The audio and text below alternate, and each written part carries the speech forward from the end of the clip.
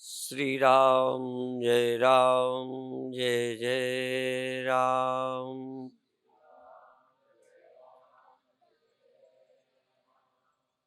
श्री राम जय राम जय जय राम।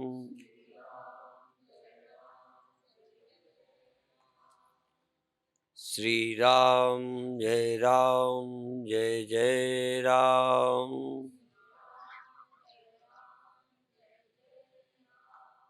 सच्चिदानंद भगवान की, सनातन धर्म की। बहुत लोग जहाँ रहने के अभ्यासी हो जाते हैं, दुखी रहने पर भी वो जगह छोड़ने की हिम्मत नहीं जुटा पाते। भारत के बहुत लोग अपने अपने प्रांतों को छोड़कर पूरे देश में धंधा करते हैं। बहुत लोग देश छोड़कर विदेश तक में भी धंधा करते हैं। बहुत लोगों की पीढ़ियां बीत गई, वहीं रह रहे हैं और किसी स्थिति में गुजारा करते हैं। यही बात लगभग लगभग अध्यात्म के क्षेत्र में है। बहुत लोग जैसे जन्मे, जैसे जिए, वैसे ही जीवन जीकर मर जाते हैं। दोबारा फिर उसी तरह के जीवन में आ जाते हैं, परिवर्तन नहीं करते। बहुत लोग नर होकर आए, नारायण होकर जाते हैं। धंधे का प्रयोजन ये होता है कि अभी हम अभावग्रस्त हैं, धंधा करके अभावों से मुक्त हो जाएं।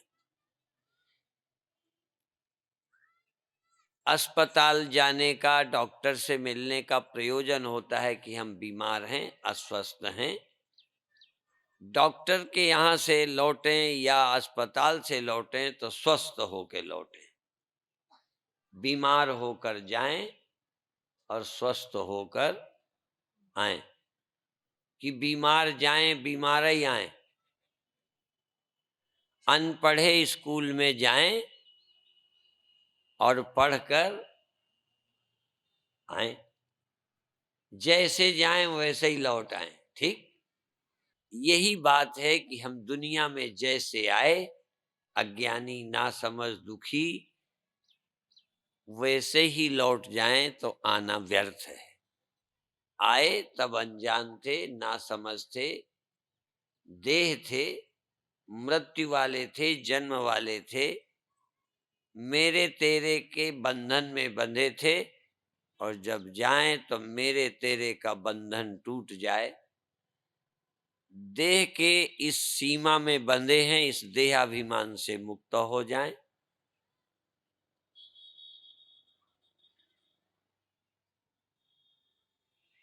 इसी के लिए सत्संग है। नर तन भी इसीलिए मिला है। और किसी तन में भी जब व्यक्ति आता है तो पूरे जीवन वैसा ही रहता है, क्योंकि वहां विचार नहीं, शरीर में जीते हैं। गधा जन्मा था, गधा था, मरते दिन तक गधा रहेगा। शुअर मरते दिन तक शुअर रहेगा। सांप मरते दिन तक सांप रहेगा। मनुष्य अकेला है, जब आया तब मनुष्य था, जाते समय तक मनुष्य न रहे, परमात्मा होके जाए। परीक्षित श्राप से युक्त था, देहवाभिमान में बद्ध था। श्राप से सर्प के काटने से मृत्यु होनी है, भागवत सुनी। और सुनने के बाद परीक्षित के ही शब्द हैं, अहम ब्रह्म परम धाम ब्रह्माहम परमम पदम एवं समीक्षन्नात्मानं ब्रह्मण्याधाय निष्कले। परीक्षित मनुष्य न रहे, ब्रह्म हो गए। जब हम मनुष्य होते हैं तब कोई सांप होता है, जब हम पुरुष होते हैं तब कोई स्त्री होती है। जब हम सीमित होते हैं तब कोई और सीमित होते हैं। जब हम असीम हो जाते हैं तब हमारे लिए कोई और नहीं रहता। सीमित के लिए यत्र द्वैतमिव भवति तद इतर इतरम पश्यति, इतर इतरम जिघ्रति, इतर इतरम शृणोति विजानाति। यत्र अद्वैतमेव भवति तत् केन कम पश्येत, केन कम जिघ्रेत, केन कम विजानीयात। ये वेद मंत्र हैं। मैं जब कथा करता हूं तो चूंकि भारतीय संस्कृति में सबसे प्राचीन ज्ञान वेद विद्या, सभी विद्याओं का भंडार वेद है, और उसके कुछ मंत्रों का स्मरण मैं करता हूं। वेद में 3 भाग हैं, सभी लोग जानते हैं। कर्म, उपासना, ज्ञान, 3 कांड हैं। ये भी सुना होगा कि 1,00,000 मंत्रों में 80,000 मंत्र, 1,00,000 वेद मंत्रों में 80,00,000 वेद मंत्र केवल कर्म कैसे करना, कर्म के सिद्धांतों का प्रतिपादन है, कर्म फल का वर्णन है 80,000 मंत्रों में।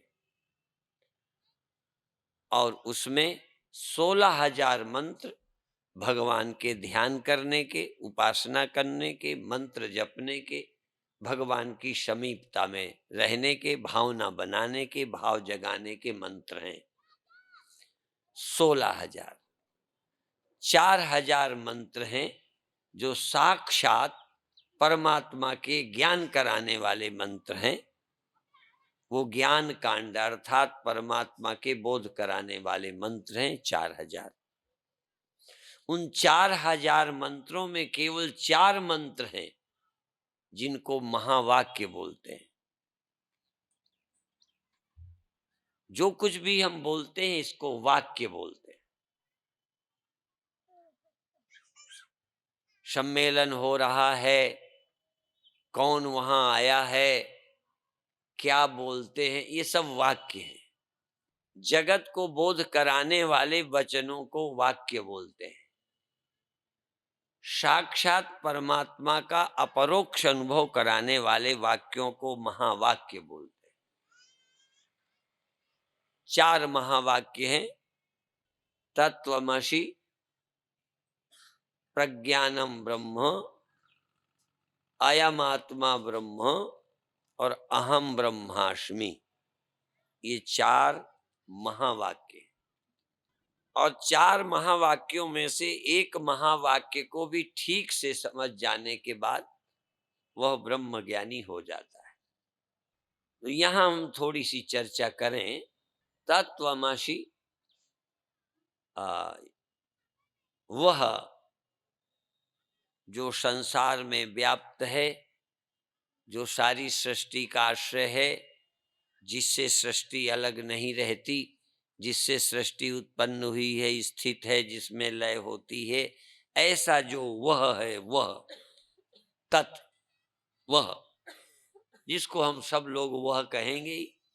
मुसलमान वह कहेगा, ईसाई वह कहेगा, सभी लोग वह कहेंगे। उसका नाम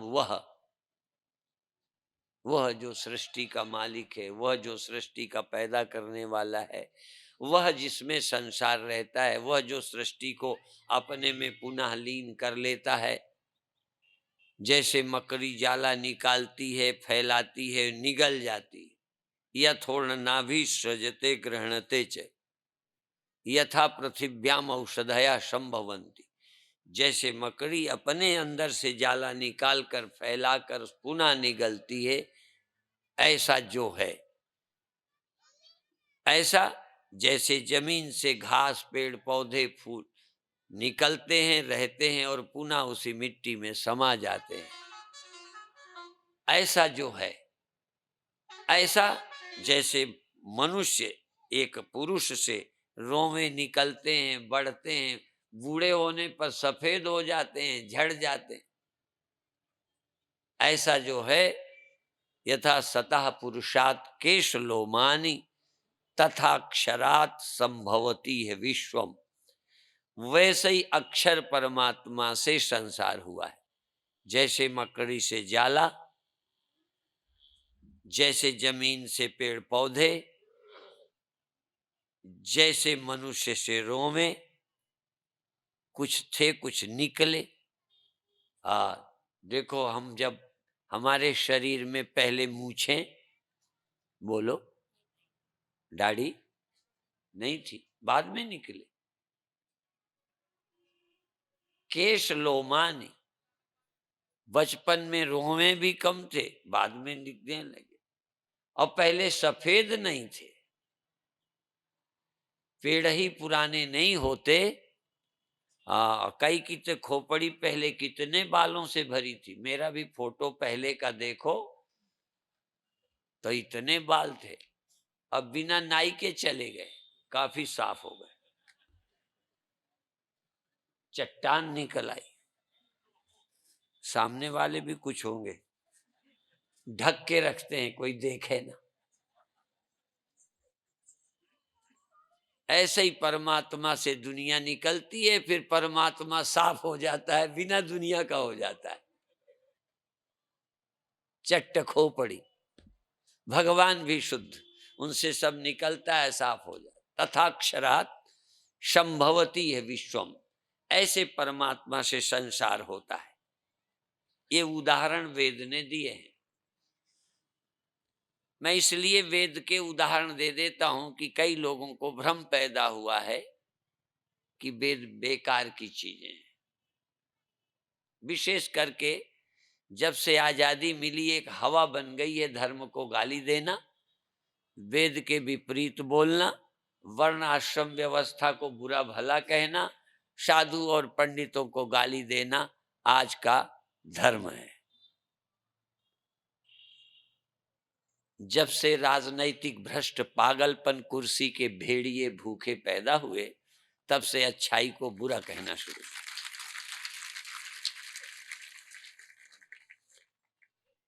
जिनको धर्म का जीवन जीना नहीं है, मनमानी करना है, आप जाएं और औरन घालें।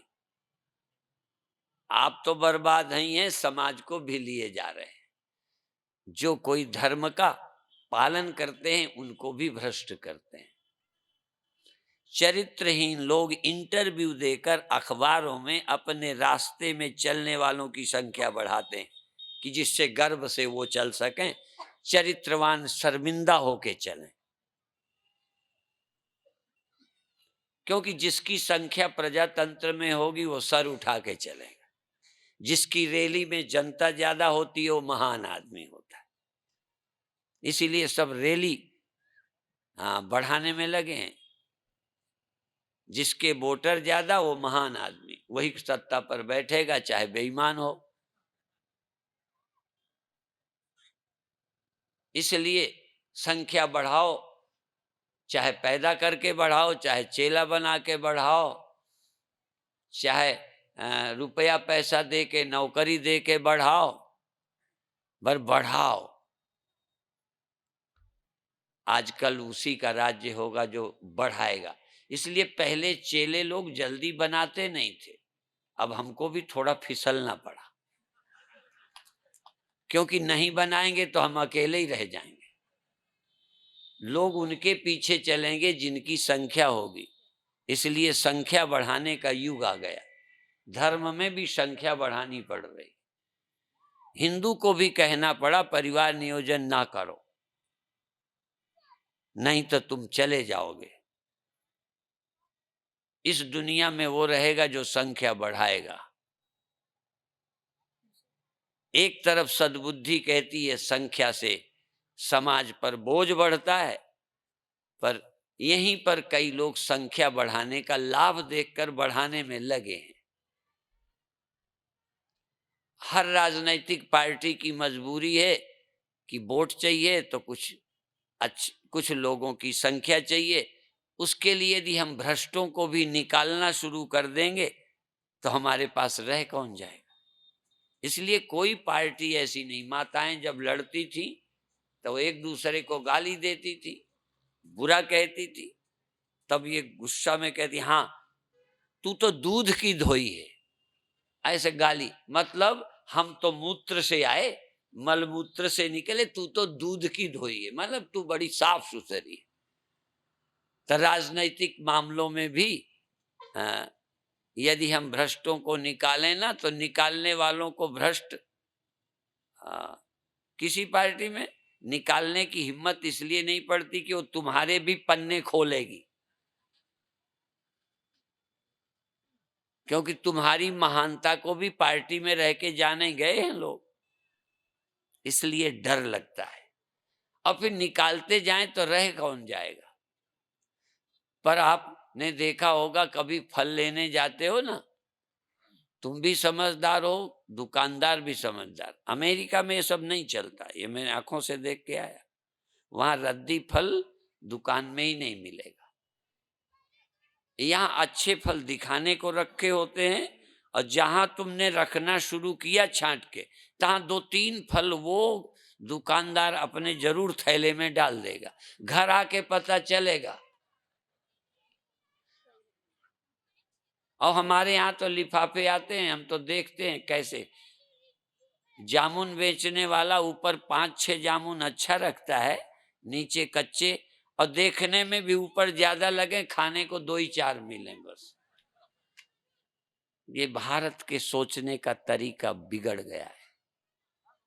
यदि छांटने लगोगे तो पार्टी में रह कौन जाएगा। इसलिए कोई पार्टी ऐसी नहीं है जो भ्रष्टों को साथ न रखे, गुजारा ही नहीं होगा। भ्रष्टों को टिकट न दे, सफल वही होने वाले हैं। जो भ्रष्ट नहीं है वो सफल ही नहीं होगा। जो पिलाएगा नहीं, खाएगा नहीं, खिलाएगा नहीं, झूठ बोलेगा नहीं, गप मारेगा नहीं, बूथ कैप्चरिंग करेगा नहीं, 10 गुंडे साथ नहीं रखेगा, वो चुनाव क्या लड़ेगा। बुरा नहीं मानना, तुम्हें लगे कि नहीं हम बड़े अच्छे अच्छे हैं, बड़ा मुश्किल है। तो धर्म के रास्ते पर, राजनीति के नहीं बोलता, धर्म के रास्ते पर चलने के लिए अकेले भी चलने को तैयार होना होता है। यदि कोई मेरा अनचली गली का राही हूं, हम सफर मिले तो कहां मिले। हमें साथी कौन मिलेगा, हमें तो अकेले चलना है। और फिर भीतर जब जाएंगे तो अकेले ही होते जाएंगे। बाहर जाते हैं मन इंद्रियां और भी मिलते हैं, अंदर जाते हैं तो आंखें साथ छोड़ती हैं। आवृत्य चक्षु अमृतत्वमिच्छन्, अमृत की इच्छा के लिए आंखें भी छोड़नी है। क्या करेंगे, आंखें ब्रह्म के देखने में मदद नहीं करती। औरों को देखने के लिए आंखें हैं, और भी बताएं, औरों के देखने के लिए आंखें चाहिए, और तुम्हें अपना मुंह देखना है तो लो शीशा चाहिए। औरों को देखने को शीशा चाहिए, ऐसे दिख रहे। और के देखने के लिए इंद्रियां चाहिए, पर अपने को पाने के लिए अतीन्द्रिय होना है। अतीन्द्रिय शब्द मेरा बोला नहीं है, ध्यान रखना। मैं जब शब्द बोलूंगा तो देखना ये पहले से था कि मैंने आज कलयुग में पैदा किया है। मैंने कोई नए शब्द पैदा नहीं किए, मैं कोई नया वक्ता नहीं हूं, या नई बात कहने नहीं आया। ये भी एक युग की बात है कि जो नई कहता है, ये तो नई बात कहते हैं, ये बहुत ऊंचे। हमारी मान्यता है कि जो पुरानी कहता है वही अच्छा है, ये नई कहने वाले बेईमान लोग हैं। मानो या ना मानो, ये नई नई बातों का ढोंग है। इसलिए रामायण में एक चौपाई है, लगे कहान कछु कथा पुरानी। रामायण में पुरानी कथा शुरू की, आज तो नई शुरू करो। नया श्लोक बनाओ, नए ग्रंथ बनाओ, नई बातें करो, गप मारो। तो पुरानी बातें, हम कोई नई चौपाई नहीं बनाने वाले। गुरुओं ने भी इतना करने के बाद सोचा कि लाइन लग जाएगी गुरुओं की, इसलिए कहा बस 10 ही बहुत है। नहीं तो लाइन लग जाएगी, सबको गुरु बनने का शौक ही है। हमारे यहाँ हिंदुओं ने 24 अवतार, 25वां नहीं। नहीं तो सब अवतार ही होंगे। इस समय भारत में अवतार ही पैदा होता है, नीचे कोई पैदा ही नहीं होता। जिसको देखो अवतार, भगवान। माने पता नहीं आदमी को, जैसे कोई भी सब जो बनना चाहता है नेता ही बनना चाहता है, सब उम्मीदवार बनना चाहते हैं। बालाघाट में उनकी कमी नहीं होगी, मौका लगे तो सब उम्मीदवार हैं, वोटर कोई रहेगा ही नहीं। वो तो मजबूरी है, नहीं तो पत्नी भी पति को वोट नहीं देवे। और पत्नियां तो अधिकतर अपने पति को नहीं दें, क्योंकि उन्होंने भुक्तभोगी हैं। जिन्होंने पत्नियों को नर्क दिखाया है वो दुनिया को क्या स्वर्ग दिखाएगा। इसलिए पत्नियां तो अधिकतर नहीं देवें। एक आध जगह झांसी में पति पत्नी दोनों खड़े हो गए चुनाव में। एक का नाम था खेर, एक का नाम था नैयर। ये झांसी वाले बैठे हैं, शायद याद हो या भूल गए हो तब, पर मैं काफी उम्र का हूं, मुझे मालूम है।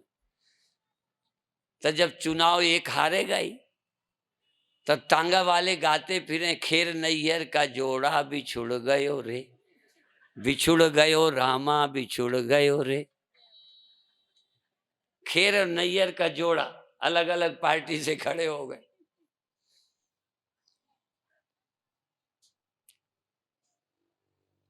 माँ बेटी, माँ बाप, बहने बहने, राजनीति ने हमको फोड़ दिया। धर्म एक करता है, धर्म एक करना चाहता है, पर धर्म में भी यदि राजनीतिक घुस जाए तो वो भी एक नहीं होने देंगे। धार्मिकों को धार्मिकों ने नहीं लड़ाया, ये ध्यान रखना, राजनीतिज्ञों ने लड़ाया है। ये राजनीतिक लोग जहां चले जाएंगे फाड़ेंगे, एक नहीं होने देंगे। सिखों को एक नहीं होने दें, हिंदू को एक नहीं होने दें, मुसलमान को भी एक नहीं होने देंगे। कहना अलग बात है, मुसलमान मुसलमान लड़ते हैं, दुनिया में ऐसा कोई बचा नहीं।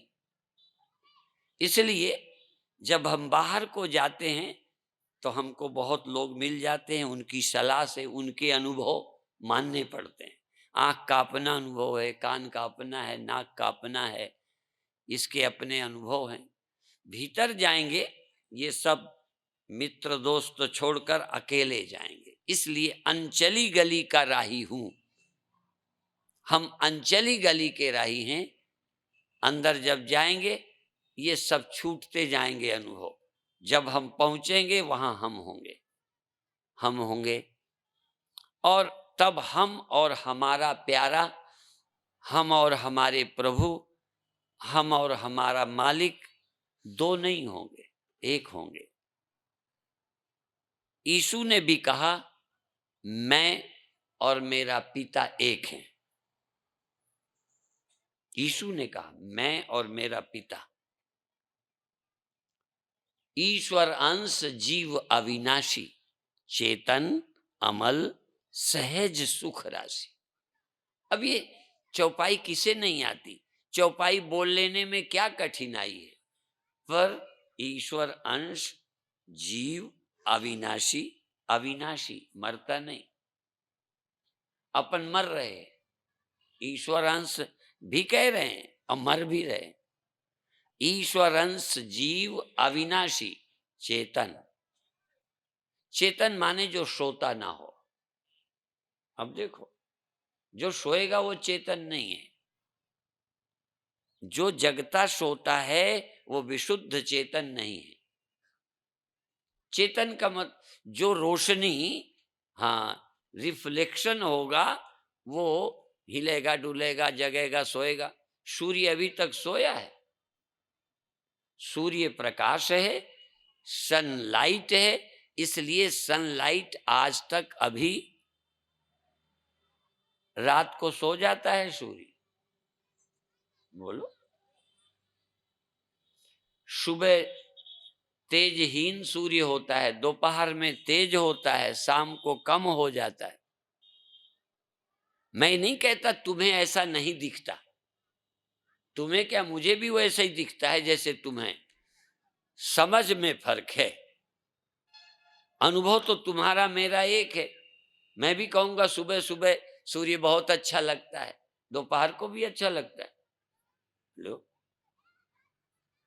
सूर्य वही है, पर सुबह सुबह उसकी किरणें मुझ पर तेज नहीं पड़ रही थी। ऐसे एंगल पर हम थे, ऐसे एंगल पर सूर्य से हम खड़े थे कि सूर्य की किरणें अच्छी लग रही थी। अभी ऐसे में लाइट कर दूं ऐसे तो आपको अच्छी, और तुम्हारी आंखों की तरफ कर दूं। हम गुरुदेव के पास थे तो रात को साधुओं में इस बात का भी झगड़ा होता था, ये लाइट इधर क्यों करते हो, किसी की आंखों की तरफ। हमारे यहाँ सुबह उठते जब तेज लाइट जला देते हैं तो जलाने वाले को लगता है दो थप्पड़ मारो, नहीं अच्छी लगती तेज लाइट। इसीलिए समझदार लोग दो तरह के बल्ब रखते हैं, कम पावर का पहले जलाओ, आंखें सहने के लायक बन जाती। जितना सूर्य दिन में रहता है, यदि सुबह एकदम जगा दो ना सोते कमरे में, तो कई की आंखें फ्यूज हो जाएं। बल्ब ही फ्यूज नहीं, आंखें फ्यूज हो जाएं। तेज आवाज कान में कर दें तो कान फ्यूज हो जाएं। तुम जानते नहीं हो इसलिए बोलते हो। स्टेशन के पास कभी इंजन तेज बोल देता है तो कान में खुजली हो जाती है, ऐसे ऐसे होता है। एक सीमा से ज्यादा कान आवाज नहीं चाहते, एक सीमा से ज्यादा आंखें प्रकाश नहीं चाहती। सूर्य का प्रकाश उतना ही रहता है। इसीलिए पढ़ने वाले बच्चे टेबल लैंप रखते हैं, वो जला लेते हैं तो कॉपी में पढ़ते हैं, आंखों में नहीं। रोशनी आंखों को नहीं चाहिए, किसको चाहिए, जो कुछ देखना है उस पर रोशनी चाहिए। तुमको मैं अंधेरे में खड़ा कर दूं, और पिक्चर में होता क्या है, तुम अंधेरे में होते हो, पिक्चर होता है लाइट में। देखने की चीज लाइट में चाहिए, देखने वाला कहीं बना रहे। देखने वाले में रोशनी हो और दिखाई पड़ने वाली चीज ना हो। तुमको मैं प्रकाश वाले कमरे में बिठाता हूं, अंधेरे में रख देता हूं चीज, तुम्हें दिखेगी? तो प्रकाश आंखों को नहीं चाहिए। लाखों लोग यही नहीं जानते कि आंखों को प्रकाश नहीं चाहिए, वस्तु में प्रकाश पड़ना चाहिए।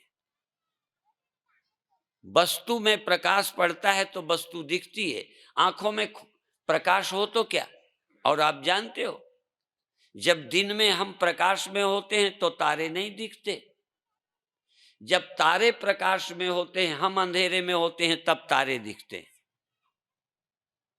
तारे दिखने का कारण है, ऐसे ही नहीं है कि कह दो रात को दिखते हैं, कोई रात वात को नहीं, वो तो दिन में भी हैं। लेकिन दिन में हम भी प्रकाश में हैं, इसलिए प्रकाश वाले को प्रकाश वाली चीजें उतनी साफ नजर नहीं आती जितना अंधेरे वाले को प्रकाश की चीजें दिखाई पड़ती। तुम्हारे फेस में लाइट कर दूं तो शीशे में तुम दिखोगे, तुम देख लेना बाथरूम में जाके। मैं इसलिए बोलता हूं कि प्रैक्टिकल करो, अपने फेस पर लाइट मारना और शीशे के सामने खड़े होना, तुम दिखोगे।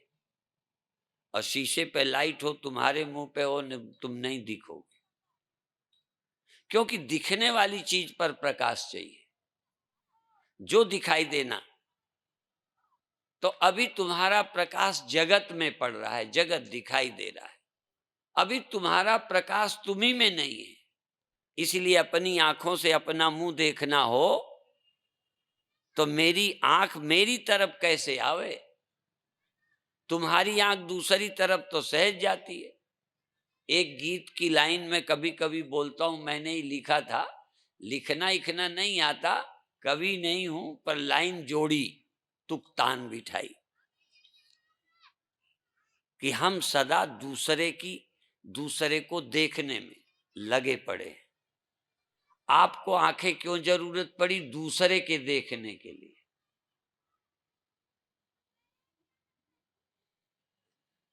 यदि आपको अपने को देखना हो तो फिर केवल आंखें नहीं, फिर शीशा चाहिए, क्योंकि आपकी नजर को मोड़ेगा कौन?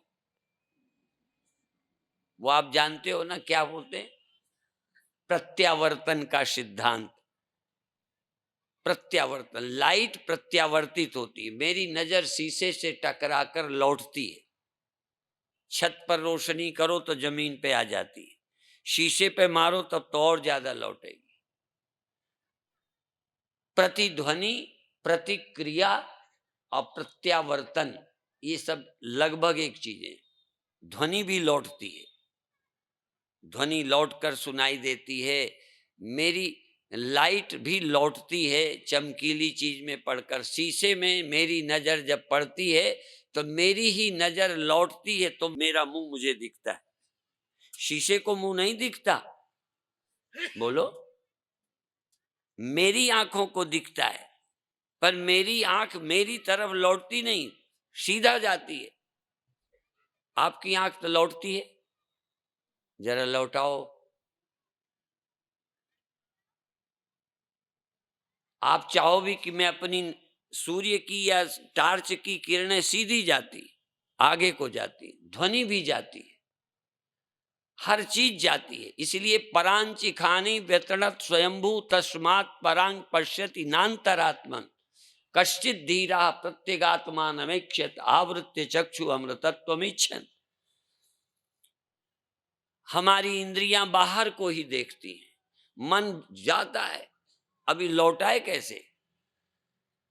तो जब बाहर देखने की इच्छा ना हो तो आंख बंद करें, अभी तो बाहर जाती। टार्च जब जलाओगे रोशनी ऐसे नहीं आएगी। लाना है तो कोई चीज सामने दिखिए। और शीशे भी दो तरह के होते हैं, एक में हमारी रोशनी पार करके आगे चली जाती है, और जिसमें पीछे मसाला लगा होता है, रोशनी टकरा के वापस आती है। अभी आपके पारदर्शी शीशा है, आपका सारा ज्ञान चला जाता है, लौटता ही नहीं।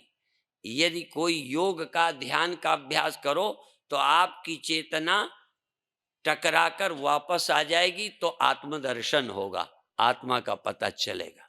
नहीं, नहीं चलेगा। एक विज्ञान है, योग एक विज्ञान है। हमारे एक संत है, उनका नाम हमने रखा योग विज्ञानानंद। योग एक विज्ञान है। यदि उसकी पद्धति हो तो चेतना लौटेगी, नहीं आपकी दृष्टि दृश्य को देखेगी, आपकी इंद्रियां विषय को ग्रहण करेंगी, आपका मन संसार को पाएगा, ब्रह्म को नहीं पाएगा। ब्रह्म कोई चला नहीं गया, आत्मा कहीं गई नहीं, आत्मा की तरफ हम मुड़ते ही नहीं, मुड़ना जानते नहीं, मुड़ना आता नहीं। इसलिए अपनी आंखें, यदि अपना मुंह देखना हो तो चिमटे से पकड़ के मोड़ लोगे ना, हाथ से पकड़ के मोड़ो। क्या तरीका है? शीशा लगाओ, वो भी वो वाला ना लगाओ जिसके पीछे मसाला, ऐसा वाला, नहीं तो आंखें उसको भी पार कर जाएंगी। उधर देखोगे, बिना मसाले वाले शीशे में खड़े होकर बाहर वालों को देखोगे, आगे वालों को। अपनी तरफ नजर फेरने के लिए नजर पार न जावे, शीशे से टकरा कर लौटे, और लौटने के लिए जरूरी है पार न करने दी जाए। यदि नदी के पानी को बहने दिया जाएगा तो चला जाएगा, इसलिए रोक दिया जाए कि वो बहे नहीं, तो उल्टा भरेगा।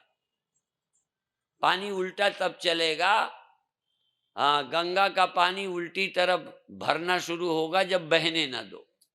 इसलिए योगश्चित्त वृत्ति निरोधा, योग विज्ञान है। वृत्तियों को बहने न दो, आगे न जाने दो, तो लौटकर तुम्हारी तरफ आ जाएंगी। प्रातः काल के ध्यान में मैंने एक प्रयोग बताया था। मैं काल्पनिक कथा नहीं करता और अपने मन से नहीं करता, ये ध्यान रखना। मैं मनमुखा साधु नहीं हूं, मैं मनमुखा कथाकार नहीं हूं, मैं कोई नया शास्त्र बनाने वाला नहीं हूं। इतना पहले लोगों ने कहा है कि उसमें मेरे बढ़ाने की गुंजाइश नहीं, उतना ही समझ जाऊं तो बहुत बड़ी बात है। लोग दावा करते हैं हमने एक नया धर्म खोज लिया, हमने ये कर दिया। मैं कहूंगा पागल हो तुम। हाँ, कई बार मैंने कोई श्लोक बोला या प्रवचन बोला तो कोई कहते हैं ये बात आपने नई कही। मैंने कहा तुमने सारे ग्रंथ पढ़े हैं? कहते नहीं। तो मैंने कहा नई कैसे कह दिया? मेरी बात नई तब कहते जब तूने सारे ग्रंथ पढ़े होते। तुम्हें आता जाता कुछ है ही नहीं तो मेरी हर बात नई है। मेरी बात नई नहीं है। एक ये जो लोमड़ी थी ना, लोमड़ी जानते हो ना? हाँ, लोमड़ी। वो जेठ के महीने में ब्याई, उसको बच्चा हुआ और 15 दिन में जोर की वर्षा हुई, खूब बोल। तो कहती है, तो वो बच्चा बोला आज तक कहते हैं मैंने जीवन में आज तक इतनी वर्षा कभी देखी ही नहीं। अब 15 दिन की पैदा हुई, आज तक ऐसी कभी वर्षा नहीं देखी। हमने तो ऐसी वर्षा देखी कि लोग शहर बह गए, शहर डूब गए, बंबई उतरा पड़े, कितने कितने उपद्रव। अब वो छोटी सी वर्षा में कहती आज तक कभी हमने इतनी वर्षा, आज तक तुमने ऐसे प्रवचन ही नहीं सुने। तो हम क्या करें जो नहीं सुने? अब उसके लिए अपन क्या करें? हमारे प्रवचन में कोई विशेषता नहीं है।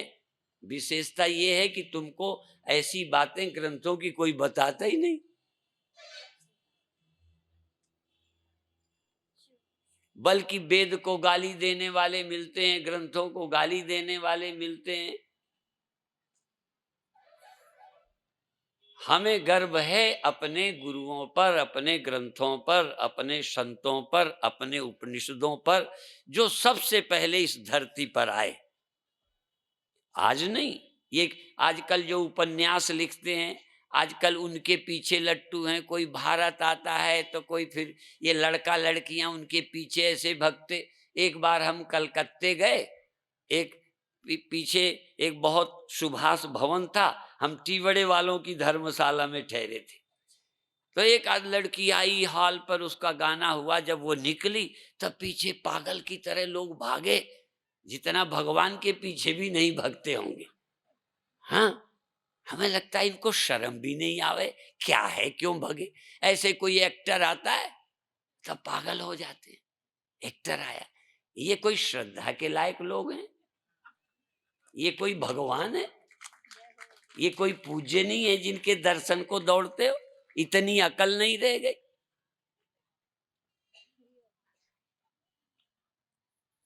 तो खैर, तुम्हारी इंद्रियां, तुम्हारा सब कुछ बाहर को जाता है, थोड़ा रोक लगे, आंख बंद हो, बैठोगे, धीरे धीरे नजर मुड़ेगी। आप देखो, अंधेरे में बैठ जाओ, प्रकाश से जाके अंधेरे में बैठो थोड़ी देर, आपकी आंखें धुंधला जाएंगी, कुछ नहीं दिखेगा। हमने बचपन में खेल खेले हैं ढूंढने के, छिपने के। तो कोई अंधेरे में तो जब हम उजेले से जाएं तो अंधेरे में दिखे ही नहीं कौन छिपा, थोड़ी देर में दिखने लगता है। देखो, अंधेरे में भी आंख, अंधेरे में आंख तेज होती है, उजेले में आंखें कमजोर होती है।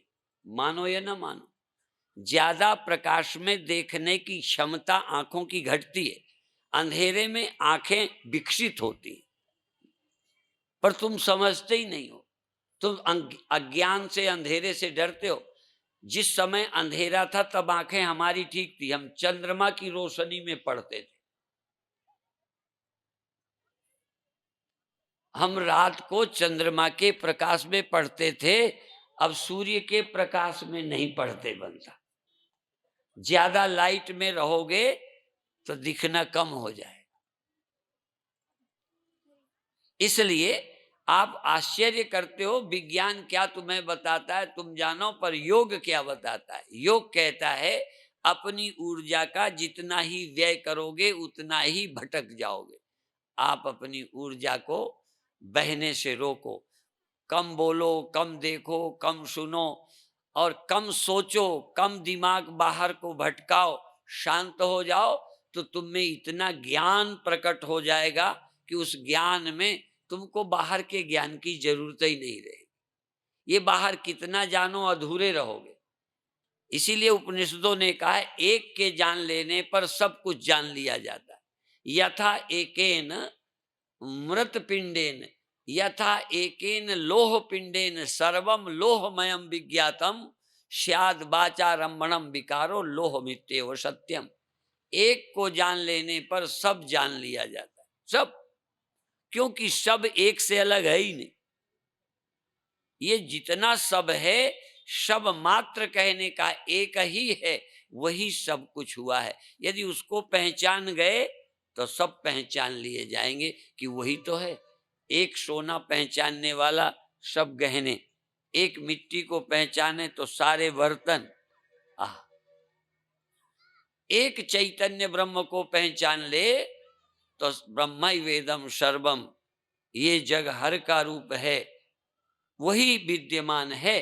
पर पहचान हो तब, पहचान तब हो जब आप बहुत के देखने की आदत कम कर पहले थोड़ा अंतर्मुख हो, ध्यान में जाएं, समाधि लगाएं। समाधि में लोग अलग अर्थ करते हैं। मैंने अभी बताया एक जगह, किसी हमारे भक्त के, पंजाब के थे, नाभा के, उनके 50,000 रुपया चले गए। तो लोगों ने सुन रखा समाधि वाले को सब दिख जाता है। एक का जिसे ज्ञान हो जाए वो सब का ज्ञान हो जाता है, सर्वज्ञ हो जाता है। अर्थ करने वाले अनर्थ करते, हम अनर्थ नहीं करना चाहते। अर्थ क्या है? तो वो आए और कहते हैं स्वामी जी 50,000 रुपया चले गए हैं, जरा आंख बंद करके आप ध्यान लगा के देखो कौन ले गया है। ये सच्ची बात है। तो मैंने कहा अभी तक तो हम ध्यान में एक देखते थे, दूसरा देखते ही नहीं थे। एक के देखने के लिए ध्यान लगाते थे, चोर साधु अच्छा बुरा न देख के एक, ये बर्तन वो बर्तन, एक मिट्टी के देखने के लिए, एक ब्रह्म के देखने के लिए ध्यान करते थे। ये बोले तो हमारे एक परिचित ज्योतिषी थे, मैंने कहा तुम वहां चले जाओ, मैंने भेज दिया और उन्होंने फिर बता भी दिया। और ज्योतिषी भी बड़े कमाल के। ज्योतिषी से पूछा मिल जाएंगे, कहते हैं नहीं। ज्योतिषी बोला नहीं। फिर ज्योतिषी ये बोलता है क्यों नहीं मिलेंगे, मैं बताऊं? देखो ज्योतिषी ने बताया क्यों नहीं मिलेंगे। कहने लगे तू इतना संकोची है, इतना अंदर से शर्मीला है कि जिसने लिया है तुझे अंदाज है, तुझे अनुमान है, तुझे पता है कि और कोई नहीं था, उसी ने लिया है। फिर पूछते हैं है? कहने लगे हाँ है। कहने लगे तू क्यों नहीं मिलेगा बताऊं? तू उसको इतना एक बार कह दे कि तूने लिया है, मिल जाएंगे। पर तू कहेगा नहीं। पूछा कहेगा? कहता है नहीं। इतना भी कहने की हिम्मत नहीं कि तूने लिया है, नहीं कहा और नहीं मिले। क्यों दे देगा वो? इतना नहीं कह सकता कि तुमने लिया है। ये ज्योतिषी ने बताया। तो मैंने तो नहीं बता पाया, पर ज्योतिषी ने बता दिया। हम ज्योतिषी रखते हैं ऐसे, क्या करें? क्योंकि जो हम नहीं करते वो दूसरों से करवाते हैं। अब किसी का मान लो मर्डर कराना है, तब हम सीधा करेंगे क्या? विश्वामित्र ने खुद नहीं कुछ करा, राम को ले गए, ले तुम करो काम, ये तुम्हारा काम है, निपटाओ। हाय मारने लायक, ले तभी आए हैं, लेकिन ये काम हमारा नहीं है, ये तुम्हारा काम है। इसीलिए चोर को पकड़वाना और फांसी की सजा, दंड न्यायाधीश देगा। अपन थोड़ी सीधा मारने लगे, नहीं तो हम ही को पकड़ ले जाए कोई कि तुम डायरेक्ट, तुम उसे सजा देने वाले कौन? यही तो चक्कर है। संविधान में नियम बन जाए, उनका पालन करना पड़ता है। इसलिए संविधान में हमको किसी की हत्या करने का अधिकार नहीं है। हाँ, हमें नहीं है। हाँ, इसलिए भाई रिपोर्ट करेंगे, देखा होगा तो उसका नाम बताएंगे, अब फैसला वो करें, दंड वो देवें, ठीक है ना? तो इसी तरह, खैर वो विषय बढ़ जाएगा मेरा, मैं चाहता हूं कि तुम्हें लौटना आ जाए, लौटना।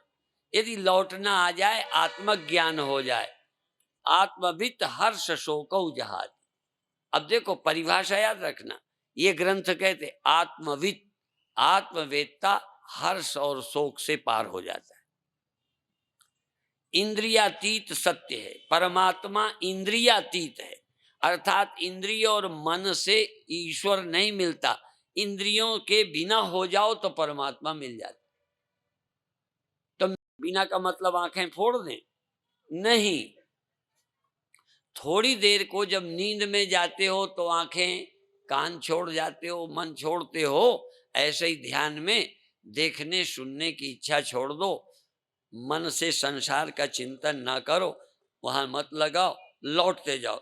इनको सुला दो, जैसे कभी कभी माँ अपने बच्चे को सुला देती है, उसको सुला देती है, अपना काम करती है। अपने काम तब करेगी, नहीं तो पकड़े धोती, मम्मी मम्मी मम्मी, नहीं हाथ।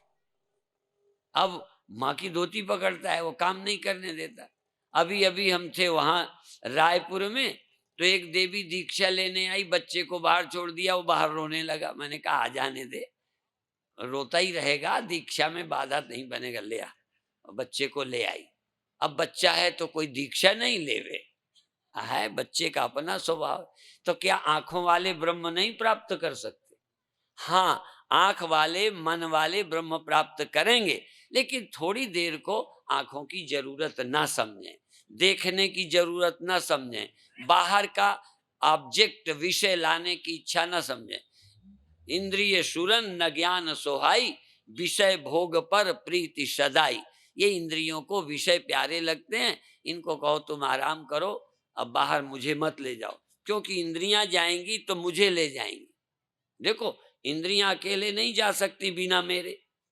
अच्छा कोई अंगूठी अकेली चोरी ले जाए, सोना ना ले जाए, 1 रुपया दूंगा इनाम। मेरी अंगूठी, मेरी नथनी, मेरा गहना चोरी ले जाओ, तुम्हें छूट है, पर सोना छोड़ जाना। कर सकते हो? 1 रुपया ऊपर से इनाम दूंगा। तो जैसे इंद्रियां जाएं और मेरी चेतना को न ले जाएं, इसलिए विषया परहत चेतशाम, मेरी चेतना को विषय हर लेते हैं। मेरी इंद्रियों को विषया विनिवर्तन्ते निराहारस्य देहिना, रसवर्जम रसोप्यस्य परम दृष्ट्वा निवर्तते। विषय मेरी इंद्रियों को घसीटते हैं, और इंद्रियां जाती हैं तो बिना मेरे लिए नहीं जाती, मुझे भी साथ ले जाती है। मैं यहीं बना रहूं, आंख चली जाएगी। मैं बना रहूं, इंद्रियां, मैं समाधि में रहूं, मन दुनिया में जाएगा? जाएगा कौन? मिट्टी ना साथ हो, घड़ा पानी भरने जाएगा? कैसे जाएगा? सत्ता तो मैं हूं, अस्तित्व तो मैं हूं, बिना मेरी सत्ता के पत्ता भी नहीं हिलता। तुम समझते ही नहीं हो अपनी महिमा को। तुम ना हो तो आंख देख नहीं सकती, तुम ना हो तो कान सुन नहीं सकते, तुम ना हो तो मन कुछ नहीं कर सकता। इसीलिए उपनिषद में एक कथा आती है, केनोपनिषद में, देवताओं और राक्षसों के युद्ध बहुत हुए हैं, आपको पता है। देवता विजयी हुए, देवताओं को अभिमान हो गया कि हम जीते। जैसे नारद को हो गया कि काम पर हमने विजय पाई, किसी साधु को हो जाए मैं ब्रह्मवेत्ता, मैं, तो देवताओं को यह अभिमान हो गया। एक लंबी कथा है। फिर देवताओं की परीक्षा ली ब्रह्म ने। एक एक यक्ष बनकर आए, तो इंद्र ने देखा यक्ष को, तो देखा, देवताओं को कहा जरा देख के आओ ये कौन आया। इंद्र ने कहा देख के आओ। वो तो गए इसीलिए थे कि आवें, पूछें, पता लगाएं। तो सुना वायु देवता गए, अग्नि देवता गए, तो इन्होंने उनसे पूछना चाहा, उन्होंने ही पूछ लिया तुम कौन हो। यक्ष ने पूछा तुम कौन हो, तो आग या हवा बबूला होके बोली।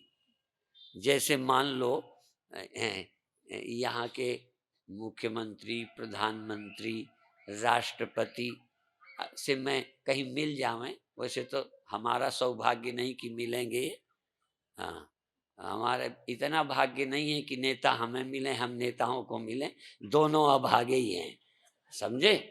पर मान लो मिल जाए और हम पूछ लें तुम कौन हो, तो इतना गुस्सा होगा, इतना अखबार, इतना ये, और सारी दुनिया में प्रधानमंत्री तो मुझे नहीं जानते। अच्छा मान लो यहीं के नगर पालिका अध्यक्ष को तुम ना जानो, एक उदाहरण के लिए, यहाँ के जिससे रोज जरूरत तुम ना जानो, तो लगेगा कैसा आदमी है, मुझे नहीं जानता। तो आग से जब पूछा तुम कौन हो, तो आग को बड़ा गुस्सा आया, मैं ये, तुम मुझे नहीं जानते हो। हाँ, तो उन्होंने, चूंकि वो तो ब्रह्म थे, यक्ष बन के खड़े थे, उन्हें डर तो क्या था नहीं, और कोई होता तुम तो डर ही जाते। जैसे कोई बाबा श्राप देने को तैयार हो तो तुम्हारा सब ढीला पड़ जाता है। हाय हाय, कई कई पतिव्रताओं ने तो साधुओं को कहा कि तुम क्या दे दोगे श्राप, तुम ही तपस्या करते हो, हम सुबह से शाम तक घर में जो तपस्या करते हैं तुम्हारे बाप भी नहीं कर सकते, तुम तपस्या नहीं करती हो। बाबाओं को तो कुछ सहन नहीं हो, तुम तो सहन की मूर्ति हो, बाबाओं को एको बार सहना पड़े तुम्हारी तरह तो कान ही पकड़ लें। तो यक्ष ने ज्यों ही पूछा तो आग बबूला हो गई, कहने लगे नहीं, मैं ये कर डालती हूँ, वो कर देती हूँ, प्रलयंकर आग। तो उन्होंने कहा बहुत ज्यादा शोर नहीं करो। अच्छा, जैसे ज्योतिषी कहते मैंने ही प्रधानमंत्री को बताया था, ज्योतिषी ऐसे ही बोलते हैं, मैंने वो बताया था, तभी वो, मैंने अमुक सांसद को मैंने बताया, फलाने स्वामी जी को तक बताया। हाँ, तो वो अपनी बताते हैं। तो यक्ष बोले कि कोई बात नहीं, हम अपन, तुमने क्या क्या किया है, बंबई जलाई कि तुमने क्या दुनिया जलाई, एक सूखा तिनका यक्ष ने दिया, इसको जलाओ। आग ने जी जान लगाई, तिनका नहीं जला। हाँ, तिनका नहीं जला, ये कहानियां नहीं है, तिनका नहीं जल पाया, तिनका हवा नहीं उड़ा पाई। तो शर्मिंदा होकर देवता लौटे, इंद्र ने पूछा करियाए परिचय, कहने लगे भैया परिचय पता नहीं वो कौन है, तिनका नहीं जला। तो फिर इंद्र पहले ही समझ गया कि कोई गड़बड़ मामला है। तो फिर एक ब्रह्म विद्या उमा गई, वो एक सी कथा है। तो फिर समझाया, तो देवताओं को समझाया तुम नहीं विजयी हुए, तुमको परमात्मा विजय दिलाना चाहते थे इसलिए विजयी हुए, तुम में दम नहीं थी, पीछे उसकी सत्ता थी जिसको लोग भूल जाते हैं, जिसकी सत्ता के बिना पत्ता नहीं हिलता। उमा दार जोशित की नाई सबही नचावत, हाँ, भीलन लोटी गोपियां वही अर्जुन वही बान, सब बना रहा, सब गई। पुरुष बली नहीं होत है समय होत बलवान। तो अपन लोग समझते हैं हमारी बुद्धि के बल से, हम ताकत के बल से, खिलाड़ीपन से हम चुनाव जीते हैं। जब टाइम आएगा तुम्हारा ये लाड़ी खिलाड़ीपना कुछ काम नहीं करे। कई लोग कहते हैं हम जिताते हैं, हमने कहा हर बार क्यों नहीं जिताते हो, ये तुम ही जिताते हो। मैं नाम जान के नहीं लेता, किसी ने कहा हम ये कर सकते हैं, मैंने कहा हर बार कहाँ चले जाते हो।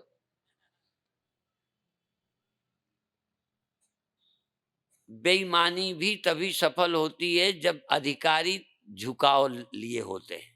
बूथ कैप्चरिंग भी तभी होती है जब जनमानस की हवा वैसी होती है, नहीं तुम्हें बूथ कैप्चरिंग करने कौन देगा और कितनी कर लोगे।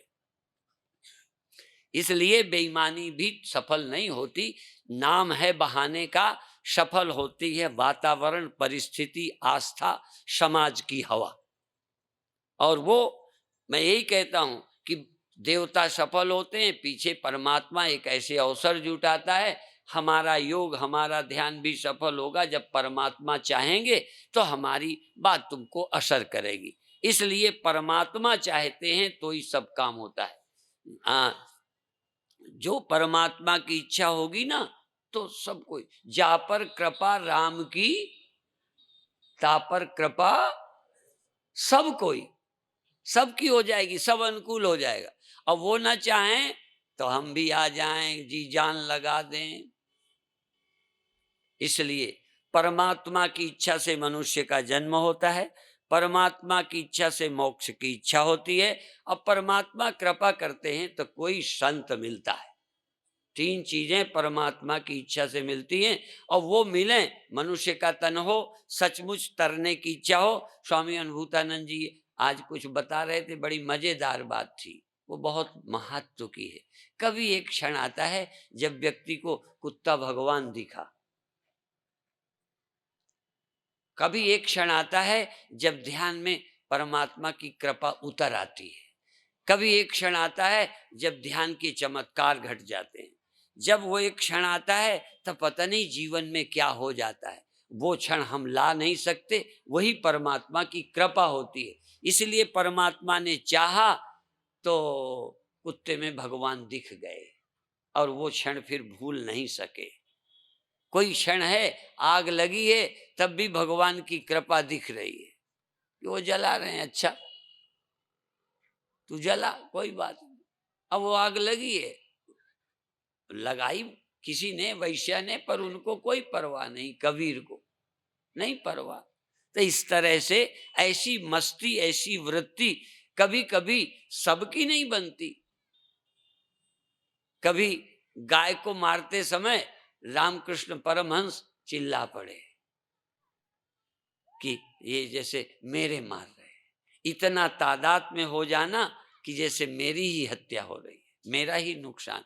ऐसी वृत्तियां सदा नहीं रहती, ऐसी ऊंची दिव्य वृत्तियां कभी कभी बनती हैं। तो यदि करते रहोगे तो किसी दिन भगवान की कृपा होगी, ऐसे चमत्कार घट जाएंगे कि उस दिन से तुम्हारा जीवन आप ही बदल जाएगा। इसलिए तुम करो, हाँ, तुम करो, भगवान की कृपा हो जाएगी। अब तुम करो नहीं हो जावे, इसका मतलब अभी तुम्हें भगवान नहीं चाहते। तुम लग जाओ, सुनो, पढ़ो, करो, ध्यान में बैठो, कृपा तो उन्हीं से होएगी। किसी दिन उजेला होगा, किसी दिन नाद सुनाई पड़ेंगे, किसी दिन कुंडलनी जग सकती है, किसी को भगवान स्वयं दिख सकते हैं, किसी को ऐसे चमत्कार, जमीन से उठ जाओगे, उड़ जाओगे, फैल जाओगे, मोटे हो जाओगे, इतना वजनी हो जाओगे कि जैसे तुम शीशे के बने हो। वो होता है ना रांगा, वो बहुत वजनदार होता है, ऐसे आ, पारे की तरह इतना वजन शरीर का। ये अजीब लक्षण हो जाएंगे, और वो करोगे तो, पर होगा उनकी कृपा से। करना तुम्हारा, होना उनकी कृपा। इसलिए आप ये मत मानना करने से होता है, करना तो बहाना बनता है। करने वाले, कृपा करने वाले भगवान, युद्ध के लिए तैयार देवता हुए, जिताने वाले भगवान। इस तरह से मन बनाकर इस रास्ते पर चलोगे तो जीवन धन्य होगा। विषय तो मेरा अध्यात्म का था, अभी भूमिका में चला गया, क्या करूं। अध्यात्म क्या है? बिना इंद्रियों के चेतन रहो। चेतन होने में आंख की जरूरत नहीं। हाँ, चेतन को देखना हो तो आंख मिल जाए। जैसे मिट्टी को, अच्छा सोने को तुम्हारे कान में पहनना या नाक में पहनना हो तो शक्ल बनानी पड़ेगी, ठीक है ना। तुम्हारे पहनने के लायक बनने के लिए आकार चाहिए, कि सोने को होने के लिए भी नथनी होना जरूरी है? बोलो। उप इसी तरह बर्तन को काम का बनने के लिए घड़ा सकोरा बनना है, या मिट्टी को मिट्टी होने के लिए भी सकोरा जरूरी है? समझ में आई? ऐसे ही दुनिया के लिए चेतन को आंख में बदलना है, चेतन को मन में बदलना है, पर चेतन को आत्मा, आत्मा होने के लिए इनकी कोई जरूरत नहीं। तो तुम एक बार ये जो ऐसे बर्फ क्यों बनाते हो? पानी की बर्फ बनाते हो ना, यदि बर्फ न बने तो पानी मर जाएगा। बर्फ तो तुम अपने मौज मस्ती के लिए बनाते हो, और बर्फ बन जाए कोई बुरा नहीं, पर ये कि बर्फ ना रहेगी तो क्या हो जाएगा? सूरज किरण मिली, जल का जल हुआ राम। सूरज की किरण मिल जाती है तो जल का जल हो गया। ऐसे ही एक बार थोड़ा सा, मेरे गुरुदेव कहते थे, जैसे धूप में ओला पिघले, ओला जैसे धूप में ओला पिघले, जल हो जाए यतन से, ऐसे यह मन ब्रह्म होत है, पिघलत ज्ञान अगिन से। ज्ञान के द्वारा ये मन ब्रह्म हो जाता है। मन तू ज्योत स्वरूप है, अपना मूल पिछान। आत्मा को, इस मन को ब्रह्म होने के लिए थोड़ा ध्यान की आवश्यकता है। गुरु की युक्ति, युक्ति में मुक्ति। देखो, युक्ति में मुक्ति करते हैं संत सुजान। संत सुजान युक्ति में मुक्ति करते हैं। तो कल का दिन और है, प्रातः काल आइए। ये समझिए कि कठिन होगा, ध्यान बड़ा सरल है। रास्ता मिल जाए तो सबसे ज्यादा सोना आसान है। बुद्धू भी सो जाएगा, पागल भी सो जाएगा, मूर्ख भी सो जाएगा, अनपढ़ा भी सो जाएगा। मेरे गुरुदेव कहते थे, लगाकर सब कर्मों में आग, निज स्वरूप में जाग। अपने चैतन्यपन में जागना है। 5 मिनट के लिए आंख बंद करें और आसन एक बार बदल लें। जैसे बैठे हो आसन बदल कर 5 मिनट आंख बंद करो। बाकी ज्यादा ध्यान सुबह कराएंगे, और अभी शायद योगासन या कुछ कराएंगे। और ये कोई शब्द बोलेगी, एक ओंकार, शायद ये सलोआ सलोआ, तो ये बोलेंगे। पर अभी आसन एक बार बदल के आराम से पूरा बदल लो, जिससे वो पैर दर्द न करें। 1 मिनट के लिए दर्द मुक्त हो जाओ, अपनी स्थिति को चेंज कर लो। थोड़ा में दर्द होने लगेगा, पूरा बदल लोगे आराम से तो 5-4 मिनट दर्द नहीं होगा। अब आंख बंद करके अंदर सजग हो जाओ। बिना आंखों के, आंखें हैं पर तुमको आंख के बिना भी चेतन रहना है। आंख रहे तब भी चेतन रहो, बुरा नहीं है। खूब आंखें रहें, तुम आंख में रहो, पर तुम चेतन हो। तुम ना होते चेतन तो आंख से दिख जाता क्या? तुम ना होते चेतन तो कान से आवाज आती। तुम सोए होते हो तो कान क्यों नहीं सुनता? तुम होते हो तो मन काम करता है। तो तुम थोड़ी देर के लिए कि मुझे कोई काम नहीं है, मुझे देखना नहीं है, मुझे कुछ करना नहीं है, मुझे कहीं जाना नहीं है, मुझे कुछ पाना नहीं है, फिर क्या करना है? आराम करना है। आराम, फुल रेस्ट, टोटली पूरा रेस्ट। रेस्ट, आराम, आराम, आराम। शरीर को आराम दो, इंद्रियों को आराम, विश्राम, विश्राम, आराम, और मन को आराम। पायो महाविश्राम, मैं विश्राम पा जाऊं। भले अभी नहीं पहुंचे, बिना पहुंचे भी कभी कभी लोग रास्ते में पेड़ के नीचे आराम करते हैं, फिर चलते हैं। तो अभी आराम करो। चलो नहीं पहुंचे तो आराम तो करो। सबको आराम दे दो। तन को आराम, इंद्रियों को आराम, मन को आराम, विचारों को आराम। और श्वास चल रही है ना, इस श्वास में राम नाम, वो भी आराम से। कोई फोर्स नहीं, कोई जिद नहीं, कोई थकान नहीं, कोई बलात् हठ जिद नहीं। सहज आपके मन से आवे तो श्वास श्वास में राम जप। श्वास वृथा जनिक होए। श्वास पुरानी पाहुनी, आवन होए ना होए, पता नहीं आई ना आई। तो जब तक श्वास आवे राम नाम सुमिर ले। ना इंद्रियां चाहिए, ना हाथ पैर चाहिए, ना मन चाहिए, ना बुद्धि चाहिए। श्वास चल रही है, तुम जाग रहे हो, श्वास चल रही है। जागते हुए आराम। नींद में तो आराम होता ही है। गहरी नींद में न चिंता है, न भय है, न दुख है, न कुछ है। गहरी नींद में क्या तकलीफ थी? पर वो तो मजबूरी थी जब सोए थे। तुम कभी ध्यान से थोड़ी आराम किया, ध्यान से निश्चिंत नहीं हुए, ध्यान से सारी धारणाएं नहीं तोड़ी। नींद में तो भूल गए थे कि हिंदू हैं कि मुसलमान हैं, आदमी हैं कि औरत हैं, दुखी हैं कि सुखी हैं, पापी हैं कि पुण्यात्मा हैं। गहरी नींद में कोई को पाप की ग्रंथि, पाप का दुख भी नहीं रहता। हत्यारा भी गहरी नींद में हत्यारा अनुभव नहीं करता। तो इसी तरह से ये दिमाग में जो कुछ भरा है उसको छोड़ो।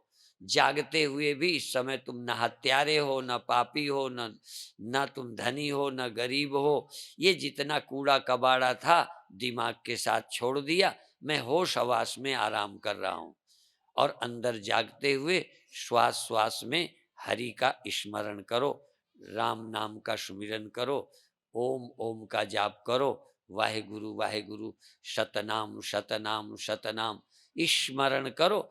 और जोर लगा के नहीं, बहुत शांत, बहुत धैर्य, बिना डर भय के।